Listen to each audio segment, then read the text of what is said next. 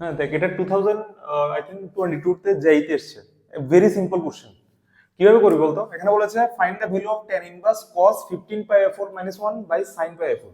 আগে ভিতরেরটাকে সলভ কর, জাস্ট সিম্পল, একদম সিম্পল। cos 15 pi/4 - 1 by sin pi/4। ঠিক আছে, cos 15 pi/4 কে কিভাবে ভাঙবো? cos 15 pi/4 এটা কি লেখা যায়? cos 15 pi কে কি লেখা যায়? 16 pi minus pi by 4। cos 4 দিয়ে ডিভাইড করলে that is 4 pi minus pi by 4। ঠিক আছে, এটা এটা কোথায় থাকবে? 4 pi মানে এটা হলো 2 pi, আরেকবার ঘুরে আসলে 4 pi, আর মাইনাস সামথিং মানে এখানে ফোর্থ কোয়াড্রেন্টে।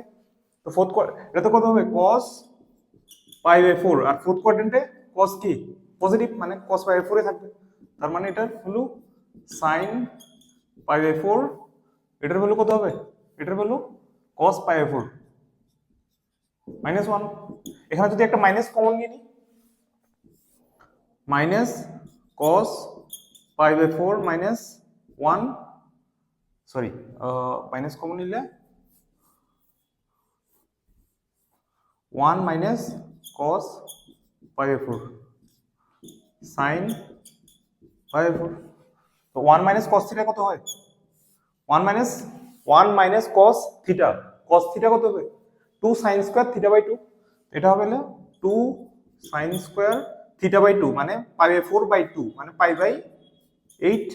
আর নিচে sin থিটা কত? 2 sin theta theta by 2 cos theta by 2, তাহলে পাই বাই 4 বাই 2 মানে pi by 8 cos pi by 8। 2 2 cancel, sin একটা sin ক্যান্সেল, থাকবে কত? মাইনাস sin বাই cos মানে tan পাই বাই 8। আর তার মানে আমরা তো tan ইনভার্স অফ এটা বের করতে হবে না? তার মানে tan ইনভার্স অফ কত হবে? এটা হবে tan inverse of minus tan pi by 8।